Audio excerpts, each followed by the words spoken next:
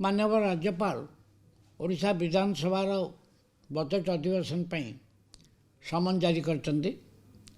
ଏହି विधानसभा आसंता 25 तारिख आरंभ करी 31 तारिख पर्यंत चलो से 7 दिन भर गोटे दिन छुट्टी रो मीटिंग रे रविवार आउ 6 दिन विधानसभा बस प्रथम अधिवेशन रे प्रथम दिन रे 25 तारिख दिन माननीय राज्यपाल तांकर दीक्षांत भाषण विधानसभा समस्त विधायक मानक आउ मंत्रिमंडल सदस्य मानक अभिभाषण रखिए।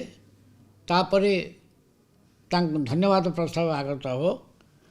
26 तारिख दिन माननीय राज्यपाल अभिभाषण पर आलोचना हेब। 27 तारिख दिन नो मीटिंग हेब। 28 तारिख दिन पुणी माननीय राज्यपाल भाषण उपर धन्यवाद प्रस्ताव आलोचना हेब। 29 तारिख दिन सरकारी कार्यक्रम ऑफिशियल बिजनेस। 30 तारिख दिन माननीय वित्तमंत्री बजेट 2022-23 में उपस्थापन करेंगे एवं से दिन उपरबेला motion and vote on account and discussion and motion and vote on account ये दुईटा कार्यक्रम हम। 31 तारिख दिन एप्रोप्रिएशन बिल मूव करेंगे और से दिन एप्रोप्रिएशन बिल पास करा कैलेंडर टी माननीय राज्यपाल पठाई।